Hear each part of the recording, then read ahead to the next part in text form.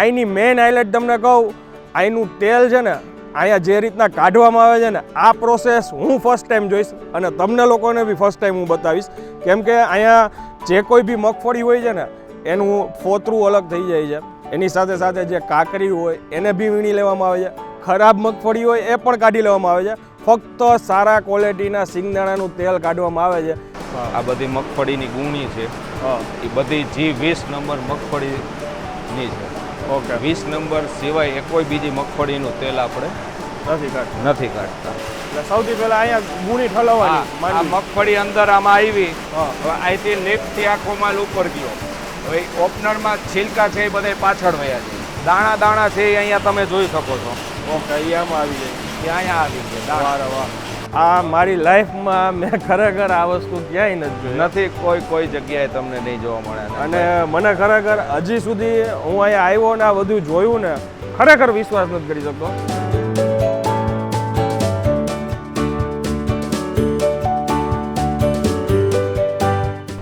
હવે આ ફાઇનલ તેલ કમ્પ્લીટ ફિલ્ટર થઈને આવી ગયું છે. હવે આ ધારમાંથી નહીં તમે પાછળ હોરું જોઈ શકશો, એકદમ ક્રિસ્ટલ ક્લિયર છે.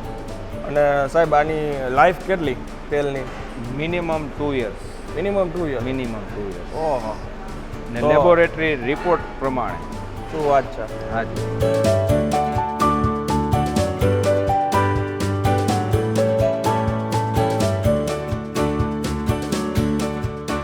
તો ફરી એકવાર તમારા માટે એક નવો વિડીયો લઈને આવી ગયો છું ને હું અત્યારે આવ્યો છું શ્રી સારા એગ્રી એક્સપોર્ટમાં. અહીંની મેઇન હાઇલાઇટ તમને કહું, અહીંનું તેલ છે ને અહીંયા જે રીતના કાઢવામાં આવે છે ને, આ પ્રોસેસ હું ફર્સ્ટ ટાઈમ જોઈશ અને તમને લોકોને બી ફર્સ્ટ ટાઈમ હું બતાવીશ. કેમ કે અહીંયા જે કોઈ બી મગફળી હોય છે ને એનું ફોતરું અલગ થઈ જાય છે, જે એનો ઉપરનો ભાગ હોય, એની સાથે સાથે જે કાકરી હોય એને બી વીણી લેવામાં આવે છે, ખરાબ મગફળી હોય એ પણ કાઢી લેવામાં આવે છે. જે લેડીઝ વર્કર છે એ લોકો અહીંયા સાફ સફાઈ કરે છે, વીણીને એ બધું કાકરું ને બધું છૂટું પાડે છે. ફક્ત સારા ક્વોલિટીના સિંગદાણાનું તેલ કાઢવામાં આવે છે. કેવી રીતે કાઢે છે અને અહીંનું એડ્રેસ શું છે એ બધું આપણે ઓનર આગળથી જાણીશું. ચાલો શરૂ કરીએ. સાહેબ અહીંના ઓનર છે, કેમ છો સાહેબ? બસ મજામાં. આવો, વેલકમ. Thank you. ભાઈનું નામ છે શરદભાઈ. શરદભાઈ, આ જગ્યાએ કોઈને આવવું હોય તો એડ્રેસ શું છે? બહુ સિમ્પલ છે, નેશનલ હાઈવે ટચ છે. ધોરાજી પહેલા ભૂતવડ પાટિયું આવે ત્યાં road touch Kamdhenu industrial compound છે. ઓકે, ત્યાં બહાર આપણે બોર્ડ મારેલો છે શ્રી સારા એગ્રી એક્સપોર્ટ. એમાં તમે ગમે ત્યાં આવીને લાઈવ જોઈ શકો છો. મારા બધાને છૂટ, બધા માટે છૂટ છે.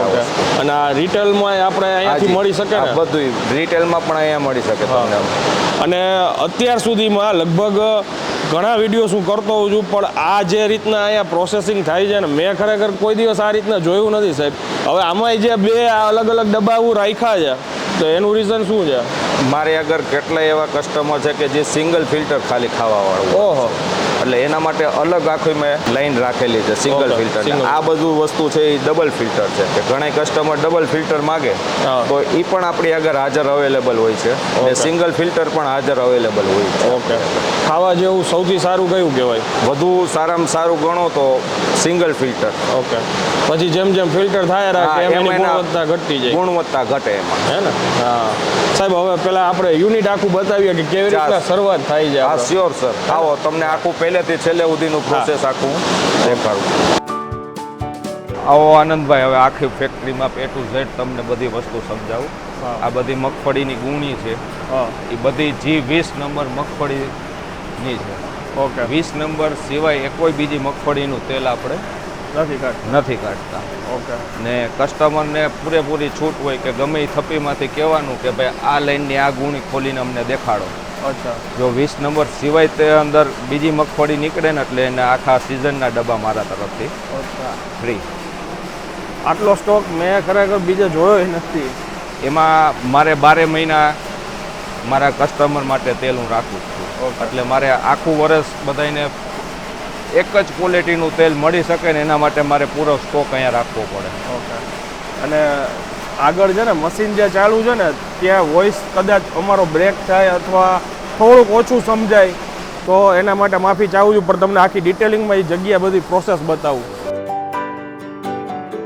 હવે આનંદભાઈ, અહીંથી આપણું મેઇન પ્રોસેસ ચાલુ થાય. મગફળીના છિલકા ને દાણા બે સેપરેટ અહીંયા ઓપનરમાં થાય. હવે અહીંથી એટલે સૌથી પહેલા અહીંયા ગુણી ઠલવવાની આ મગફળી અંદર આમાં આવી. હા. હવે અહીંથી લિફ્ટથી આખો માલ ઉપર ગયો. હવે ઓપનરમાં છિલકા છે એ બધા પાછળ વયા છે. પાછળ ઓલું જે સેક્શન છે. હા, મગફળી ફોલાયા પછી દાણા ને એ બધું અહીંયા આવ્યું. આ ઓલી જાળીમાંથી છૂટું થાય છે. એમાં પ્રી ક્લિનિંગ થોડીક વસ્તુ થાય છે. હા. ત્યાંય પણ સાફ થાય છે એકવાર. પછી એ દાણા પાછા અહીંયા આવે છે. હવે અહીંયા પાછું સેપરેશન થાય છે. જો આ બાજુ ધૂળ જેવો માઇક્રો પાર્ટિકલ હોય ને અહીંયા નીકળી જાય. ઓકે. દાણા દાણા છે એ અહીંયા તમે જોઈ શકો છો. ઓકે, એ આમાં આવી જાય.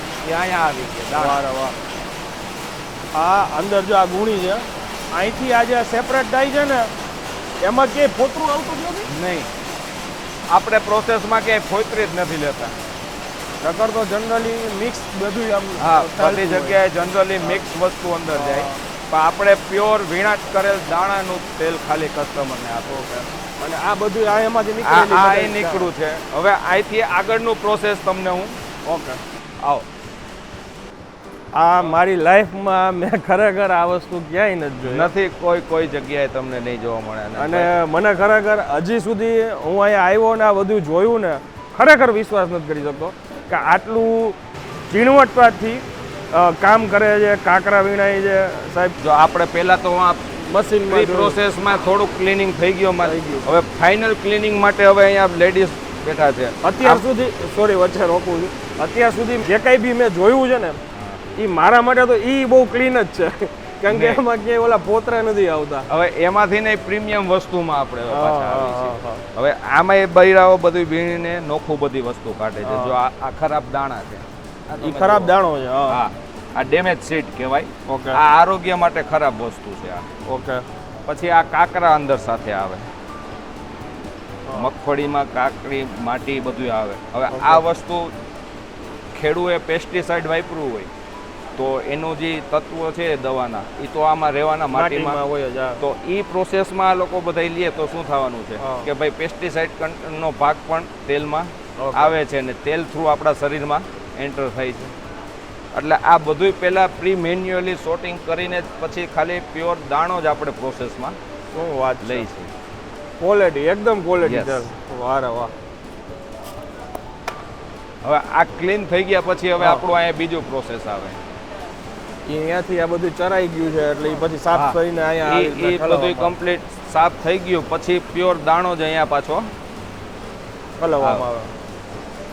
અને શરદભાઈ આ ગમે ત્યારે ગમે એ આવીને જોઈ શકે ને? બધા એને છૂટ ને ગમે ત્યાં ફોન કર્યા વગર મને આવવાનું. એમ ને? ઓલું ઘણા કસ્ટમરને એમ થાય કે અમે ફોન કરીને આવ્યા છીએ તો એને સારું દેખાડવા હું બધી વસ્તુ હારી રાખું. એ નહીં, ઓચિંતાનું ગમે ત્યાં આવવાની છૂટ. ટાઈમિંગ શું છે અહીંયાનો? સવારે 8 થી રાતના 11 વાગ્યા સુધી ગમે ત્યારે આવીને જોઈ શકે કે ભાઈ આ જ રીતના કામ થઈ જાય. હવે અહીંથી આ મગફળી આની અંદર જાય. આની અંદર ગઈ. હવે આ પ્રોસેસમાં પણ આપણે મેઇન વસ્તુ પેલી કે ટેમ્પરેચરનું ખાસ ધ્યાન રાખીએ. આપણે નોમિનલ ટેમ્પરેચર 30 ડિગ્રીની અંદર આખું પ્રોસેસ કરી છે કે જેના લીધે આની અંદર જેના કુદરતી તત્વો છે ને એ બધા ઇનિંગ સ્થિતિમાં તેલમાં જળવાઈ રહ્યા ને જે શરીરને જોઈ છે જે વસ્તુ તેલમાંથી પૂરેપૂરું આપને મળે. હવે પીલાવા માટે આ પીલાવા માટે ગયા. હવે આ તમે પકડીને 2 કલાક સુધી ઊભા રહી છો. એટલે હીટ તો છે, ગરમ છે પણ દાજી જાય એવું નથી એમ. હા, ને ઓલું ગમે એ વસ્તુને હાઈ ટેમ્પરેચર તમે આપો આનંદભાઈ તો એના જે તત્વો છે એ નાશ પામી જવાના છે. વાહ વાહ. ને આ જે ખોળ મારે જે નીકળે છે તેલ નીકળ્યા પછી તમે એ પણ ખોળ લોકો ખાઈ શકશો એમ? હા, આમાં તેલ તો દેખાય છે થોડું થોડું હોય એમાં. હવે આ ખોળને તમે લોકો ખાઈ શકશો, અન્ય ખોળ તમે નહીં ખાઈ શકો. એ કેટલ ફીડમાં તમારે દેવો પડે. આ વસ્તુ હ્યુમન ફીડમાં તમે વાપરી શકો. ભાઈ આ ખોળમાંથી ઘણી બધી વસ્તુઓ બનાવે છે, જેમ કે ચોકલેટો હું બનાવું છું, બિસ્કીટોનું પ્રોસેસ મારું ચાલુ છે હજી. પછી બિસ્કીટ પણ આ ખોળમાંથી તમને. અને એ નેચરલ જ ને ચોકલેટ ને બધું? બધી વસ્તુ 100% નેચરલ. એક કોઈ વસ્તુમાં પ્રિઝર્વેટિવ કે આર્ટિફિશિયલ ફ્લેવર એક કોઈ વસ્તુ આપણે એડ નથી. આમાં પ્રોટીનનો ભાગ રહે કે ન રહે? યસ, આમાં 50% પ્રોટીન અંદર, નેચરલ પ્રોટીન અંદર તમને મળે. અને આની ચોકલેટ બનાવી નાખી આપણે. વાહ. હવે એ ખોળ નીકળ્યા પછી આનંદભાઈ તેલનું પણ આપણે એટલી જ તકેદારી રાખીને પ્રોસેસ કરી છે કે આ અહીંયા પહેલાં તેલ આપણે આવે છે. હવે એમાં માઇક્રો પાર્ટિકલ જે છે ને એ પહેલાં અહીંયા સેપરેટ થાય છે. ઓકે. એ તેલ પછી પાછું ફિલ્ટર માટે જાય છે રીપ્રોસેસમાં. ઓકે. આ નળી દ્વારા જાય. આ નળી દ્વારા પાછું ફિલ્ટરમાં જાય છે એ વસ્તુ. કે એમાં નળ દ્વારા બહાર આવે. હા, ટોટલ ક્લીન અહીંયા થઈ જાય પછી વસ્તુ સ્ટોરેજમાં જાય. એક વસ્તુ એ બીજી આપણે જોઈ કે એકદમ પેક કરીને જ રાખ્યું છે અને ચોખ્ખાઈ જોવો તમે એકદમ નીટ એન્ડ ક્લીન છે. મેઇન વસ્તુ આનંદભાઈ ખાદ્ય પદાર્થ છે આ. ત્યાં જ ચોખ્ખાઈ ન હોય તો વસ્તુ કઈ કામની નથી. હાઇજીન લેવલ સારું છે. આ સિંગલ ફિલ્ટર થી બરાબર ને? આ સિંગલ ફિલ્ટર છે. જે અગાઉ તમને મેં કીધું કે આ જે છે સિંગલ ફિલ્ટર વાળો વર્ક છે મારે જી, એના માટે અલગ આપણે સિંગલ ફિલ્ટર રાખેલા છે. એ જ વસ્તુ પાછી બીજી વાર ફિલ્ટર થાય એટલે આ ડબલ ફિલ્ટર આવી ગયું. ઓકે. આ ડબલ ફિલ્ટર થઈને પછી સ્ટોરેજ ટેન્કમાં તેલ જાય. ઓકે. હવે આ ફાઇનલ તેલ કમ્પ્લીટ ફિલ્ટર થઈને આવી ગયું છે. હવે આ ધારમાંથી નહીં તમે પાછળ હોરું જોઈ શકશો. એકદમ ક્રિસ્ટલ ક્લિયર છે. સાહેબ આ કેટલા 15 કિલો વજન છે આનો? હાજી, આ 15 કિલો નેટ તેલ ને ડબ્બાનો વજન અલગ. 900 ગ્રામનો ખાલી ડબ્બો હોય એટલે 15,900. ઓકે. અને પ્રાઇસ આજની 3100 રૂપિયા છે. આજે શૂટ થાય છે એ દિવસ અને આમાં પછી 50-100 રૂપિયા કદાચ માર્કેટ અપડાઉન હોય તો વધઘટ થાય. રેગ્યુલર આમાં વધઘટ થતી હોય પણ આજની પ્રાઇસ આપણી 3100 રૂપિયા ઓકે છે.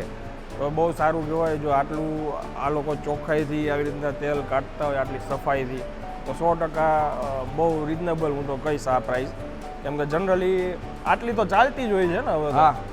ને બીજી વસ્તુ આનંદભાઈ કે ઇવન આ લોકો જે ઓર્ગેનિક આપે છે તો એ આ રીતના કોઈ પ્રોસેસ કરીને આપતું જ નથી. ઓર્ગેનિક કહેવાય ખરી, માંડવી ઓર્ગેનિક છે પણ આટલું ક્લીનિંગ તો કરતા જ નથી આ લોકો. એટલે ઓમ ગણ્યો તો બધી ખરાબ વસ્તુ આમાંથી તો મારે ઓલરેડી હું કાઢી નાખું.